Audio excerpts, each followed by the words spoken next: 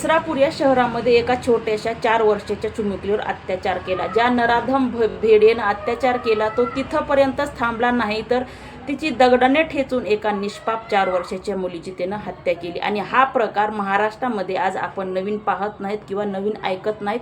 दर दिवसाला आणि दर रात्रीला हे प्रकार घडतच आहेत, बदलत आहे. ते फक्त शहराचं आणि गावाचं नाव बदलत आहे आणि जे बलात्कार करत आहेत त्यांचे चेहरे बदलत आहेत.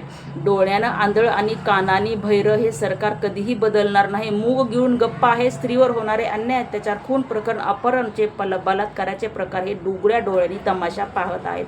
पण ज्या महिलावर आतापर्यंत बलात्कार झाला, आता त्या नराधम भेडीला आतापर्यंत एकाही नराधम भेडीचं एन्काउंटर झालेलं नाही किंवा त्याला फाशीचा कलम लागू झालेला नाही.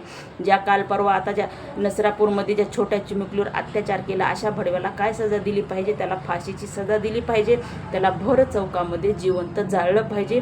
पोलीस प्रशासनाने त्याला जाग्यावरच गोळ्या घातल्या पाहिजे. केंद्र सरकार उघड्या डोळ्यांनी पाहत आहे, मूग गिळून गप्पा आहे, कानाने भैर आहे.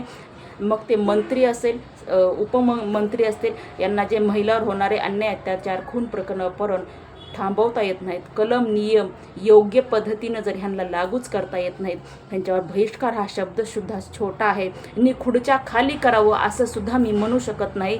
तर या भारताचे, या महाराष्ट्राचे मंत्री असतील, उपमुख्यमंत्री असतील, सगळ्यात अगोदर यांनाच फासावर लटकवलं पाहिजे. सजा ह्यांनाच दिली पाहिजे. गोळ्या अगोदर ह्यांनाच घातल्या पाहिजे.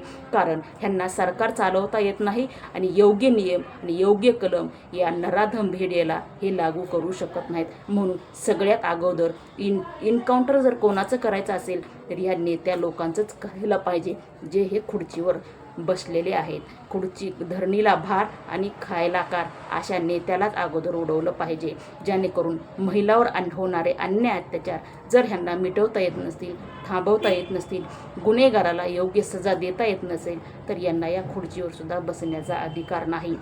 सगळ्यात अगोदर या नेत्यांनाच फासावर लटकवलं पाहिजे. जय हिंद, जय महाराष्ट्र.